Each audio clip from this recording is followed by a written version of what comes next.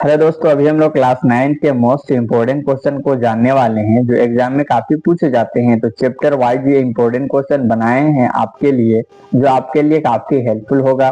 Chapter wise अगर MCQ आप करे हुए रहेंगे तो आपको अगर चैप्टर से जो भी इस चैप्टर से जो भी एमसीक्यू अगर आपको पूछ देता है तो आप उसे जान जाएंगे। इसलिए मैं आपको चैप्टर वाइज हर चैप्टर के इंपॉर्टेंट एमसीक्यू करवा रहा हूं, तो ध्यान से देखिएगा। वीडियो पर नए आए हैं तो लाइक और सब्सक्राइब करना ना भूले। चलिए स्टार्ट करते हैं। हमारे आसपास के पदार्थ।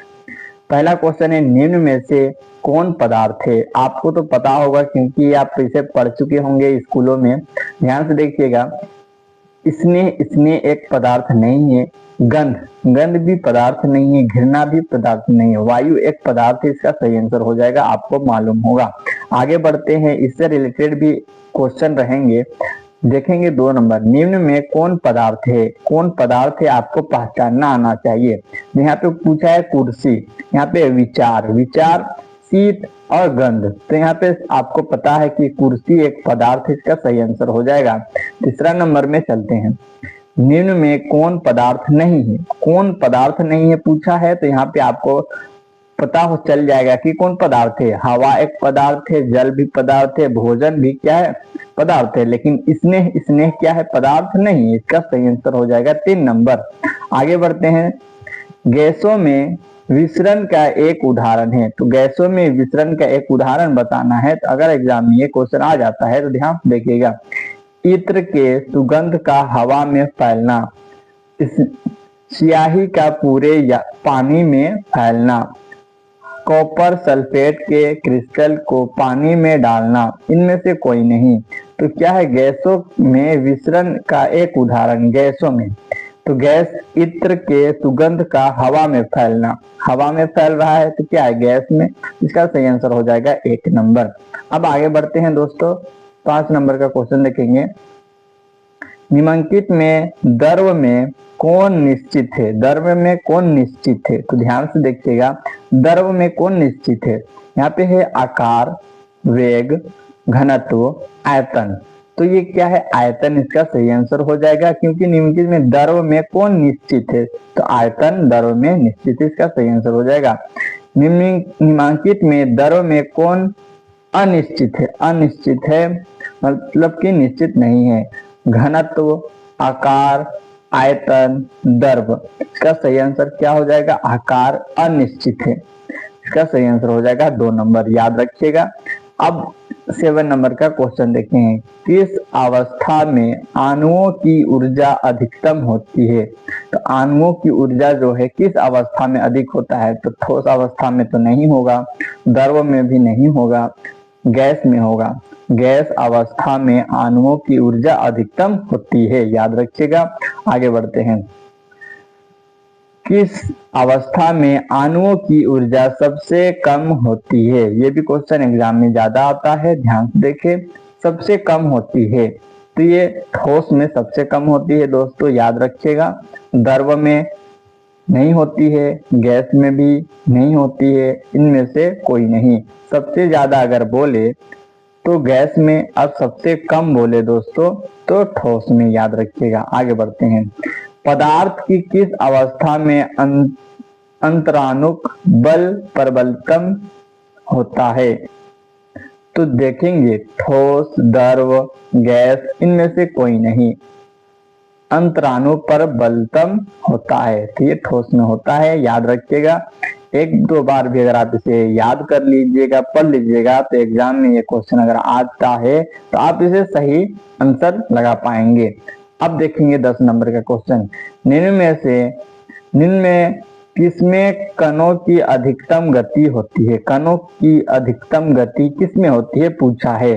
तो ठोस में नहीं होती है, द्रव में भी नहीं होती है, और ये हमारा सही आंसर हो जाएगा। गैस में क्या होता है कि अधिकतम गति होती है, इनमें से कोई नहीं। इसका सही आंसर हो जाएगा 3 नंबर, गैस में अधिकतम गति होती है। आगे बढ़ते हैं, जल का क्वथनांक है। जल का क्वथनांक है, ये क्वेश्चन मोस्ट इंपोर्टेंट है। एग्जाम में ये क्वेश्चन ज्यादातर आता है, ये वाले क्वेश्चन। तो इसका सही आंसर देखेंगे, 0 डिग्री नहीं होगा, 100 डिग्री। तो जल का क्वथनांक क्या होता है, 100 डिग्री होता है। 100 डिग्री में क्या होता है कि जल गर्म होना स्टार्ट हो जाता है। इसका सही आंसर हो जाएगा जल का क्वथनांक कितना है, 100 डिग्री है। याद रखिएगा शुद्ध जल का क्वथनांक होता है, तो शुद्ध जल का क्वथनांक ये भी मोस्ट इंपोर्टेंट है। इसका सही आंसर देखेंगे 173 के ये नहीं होगा, 273 के नहीं होगा, 373 केल्विन ये हो जाएगा। 373 केल्विन याद रखिएगा, शुद्ध जल का क्वथनांक होता है कितना, 373 केल्विन। इसका सही आंसर हो जाएगा दोस्तों। आगे बढ़ते हैं, बर्फ का गलनांक है, तो बर्फ का गलनांक कितना से स्टार्ट हो जाता है। बर्फ का गलनांक देखेंगे 100 डिग्री, 273 डिग्री या 0 डिग्री या फिर 373 डिग्री। इसका सही आंसर हो जाएगा 0 डिग्री। बर्फ का गलनांक कितना में हो जाएगा, 0 डिग्री सेल्सियस में। आगे बढ़ते हैं, अब आते हैं 14 नंबर के क्वेश्चन में, ध्यान से देखिएगा। बर्फ का गलनांक होता है, तो बर्फ का गलनांक जो होता है वो होता है 273 केल्विन में। इसका सही आंसर हो जाएगा। आगे बढ़ते हैं 15 नंबर के क्वेश्चन में, 300 केल्विन तापक्रम बराबर है। 300 केल्विन तापक्रम बराबर है 27 डिग्री सेल्सियस के। याद रखिएगा इंपॉर्टेंट क्वेश्चन है। 573 केल्विन तापक्रम बराबर है, इसका सही आंसर हो जाएगा 300 केल्विन। इसका सही आंसर हो जाएगा। आगे बढ़ते हैं, 25 डिग्री तापक्रम बराबर है, तो 25 डिग्री तापक्रम बराबर है, इसका सही आंसर हो जाएगा 298 केल्विन। ये सब जो क्वेश्चन है ये सबको निकालने का फॉर्मूला रहता है, मैं आपको बाद में सिखाऊंगा, ध्यान से देखेंगे।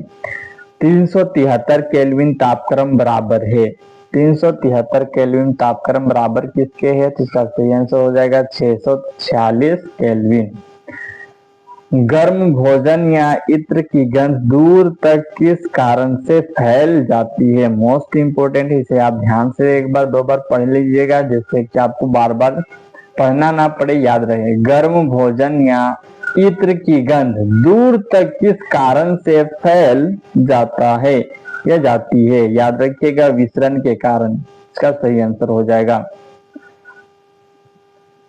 0 डिग्री सेल्सियस पर जल की भौतिक अवस्था क्या होती है, मतलब क्या होगी। तो याद रखिए 0 डिग्री सेल्सियस में जब पहुंच जाता है तो वह ठोस हो जाता है। क्या हो जाता है, ठोस हो जाता है।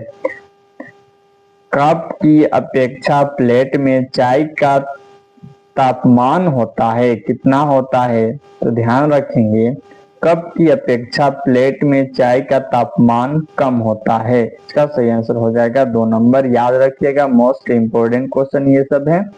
22 नंबर के क्वेश्चन देखेंगे, 250 डिग्री पर जल की भौतिक अवस्था क्या होगी। तो 250 डिग्री में क्या हो जाएगा, गैस की अवस्था में ये बदल जाएगा। इसका सही आंसर हो जाएगा 3 नंबर। गैस का द्रव में परिवर्तन कहलाता है, तो गैस का जब द्रव में परिवर्तन क्या कहलाता है, तो इसका सही आंसर हो जाएगा संघनन। संघनन, इसका सही आंसर हो जाएगा 3 नंबर। याद रखिएगा ये इंपॉर्टेंट है, गैस का द्रव में परिवर्तन कहलाता है संघनन। इसका सही आंसर हो जाएगा। ठोस से गैस में परिवर्तन कहलाता है, ये अब देखिए इसका उल्टा है। ठोस से गैस में परिवर्तन क्या कहलाता है, यह होता है ठोस से गैस में परिवर्तन कहलाता है। यहाँ था गैस का द्रव में परिवर्तन संघनन, और यहाँ पे है ठोस से गैस में परिवर्तन कहलाता है। तो याद रखिएगा मोस्ट इंपोर्टेंट है ऊर्ध्वपातन। क्या, ऊर्ध्वपातन। इसका सही आंसर हो जाएगा 4 नंबर। इसे आप जरूर 2 बार पढ़ लीजिएगा। 25 नंबर देखेंगे, द्रव से वाष्प बनने की क्रिया कहलाता है। तो द्रव से वाष्प बनने की क्रिया कहलाता है, क्या कहलाता है, वाष्पन कहलाता है। इसका सही आंसर हो जाएगा 3 नंबर। ये जो क्वेश्चन आपको दिखाई दे रहे हैं रिलेटेड क्वेश्चन है, इसका मतलब कि क्या है कि एग्जाम में ऐसे क्वेश्चन आते हैं और रिलेटेड है, तो आप इसे एक बार भी पढ़ लीजिएगा तो एग्जाम में आपका जो भी क्वेश्चन रहेगा वो बनेगा। 26 नंबर देखेंगे, 25 डिग्री सेल्सियस पर जल की भौतिक अवस्था क्या होगी?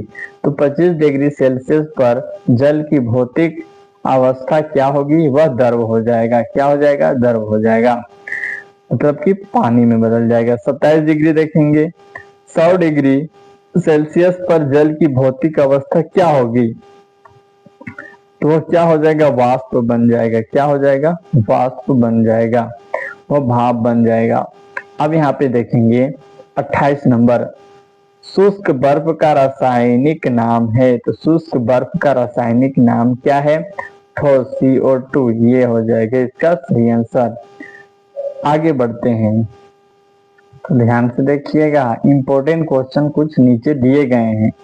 सबसे पहले ये जो 29 नंबर का क्वेश्चन है, जब वाष्प संघनित होता है तो यह ऊष्मा अवशोषित करती है?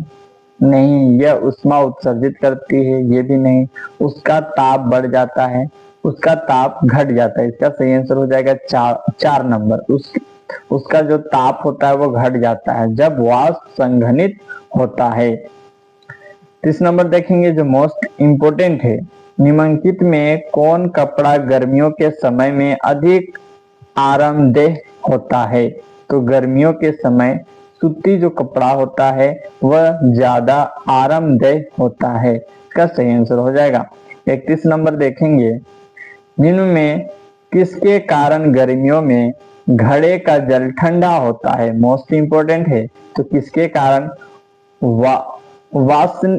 वाष्पीकरण के कारण जो है गर्मियों में घड़े का जल ठंडा होता है। अब 32 नंबर जो आते हैं, ये भी क्वेश्चन मोस्ट इम्पोर्टेंट है। जितने हम नीचे जाएंगे उतने ही हमारे जो क्वेश्चन होंगे दोस्तों वो इम्पोर्टेंट होते चले जाएगा, क्योंकि इम्पोर्टेंट क्वेश्चन लास्ट में दिए हुए रहते हैं। ताप का एसआई मात्रक क्या होता है? जो मोस्ट इम्पोर्टेंट है, एग्जाम में ये पूछने की संभावना ज्यादा है। इसका आंसर हो जाएगा केल्विन। क्या हो जाएगा? केल्विन। इसका सही आंसर हो जाएगा। ताप का एसआई मात्रक केल्विन। गुप्त ऊष्मा का मात्रक, ये भी इंपॉर्टेंट है। गुप्त ऊष्मा का मात्रक क्या हो जाएगा? कैलोरी नहीं, जूल ये भी नहीं, कॉल 0 डिग्री ये भी नहीं, केजे बटे केजी ये हो जाएगा इसका सही आंसर 4 नंबर, के जूल बटे केजी। 34 नंबर देखेंगे, निम्न में सबसे अधिक संपीड्य कौन है? तो संपीड्य कौन है? इसका सही आंसर देखेंगे, ये ठोस नहीं है, द्रव नहीं है, गैस, इनमें से कोई नहीं। तो इसका सही आंसर हो जाएगा गैस। सबसे अधिक संपीड्य कौन है? तो ये हो जाएगा गैस। याद रखिएगा, ऐसे भी क्वेश्चन रहते हैं जो आपको कंफ्यूज कर सकते हैं, लेकिन आप जाने हुए रहेंगे तो आपको आसानी होगी। 1 कैलोरी बराबर होता है, 1 कैलोरी बराबर किसके होता है? 4.18 जूल के बराबर होता है। याद रखिएगा, 1 कैलोरी बराबर होता है 4.18 जूल के बराबर होता है। याद रखिएगा, बर्फ के गलने मतलब गलन की गुप्त ऊष्मा होती है, तो गुप्त ऊष्मा होती है, याद रखिएगा 335 के जूल बटे केजी, ये बर्फ के गलन की गुप्त ऊष्मा होती है। याद रखिएगा, मोस्ट इंपोर्टेंट है 335 के जूल बटे केजी। 37 नंबर, द्रव के वाष्पन की गुप्त ऊष्मा। अब पूछा है द्रव के वाष्पन की, यहाँ बर्फ के गलन की 335 केजी जूल पर केजी है, तो द्रव के वाष्पन की गुप्त ऊष्मा यहाँ पे कितनी हो सकती है? 2260 केजी बटे जूल बटे केजी। इसका सही आंसर हो जाएगा 2 नंबर। तो ऐसे क्वेश्चन द्रव के वाष्पन की गुप्त ऊष्मा, ये भी क्वेश्चन इंपॉर्टेंट है। कौन तीव्रित विसरित होता है? तो ये क्वेश्चन जो है मोस्ट इंपोर्टेंट है। कौन तीव्रतर विसरित होता है? तो ये गैस। कौन? ये गैस आंसर इसका होगा। आगे बढ़ते हैं, प्रकृति में कौन सा पदार्थ ठोस, द्रव और गैस तीनों अवस्थाओं में पाया जाता है? तो ये जो है जल, जो है ठोस, द्रव और गैस तीनों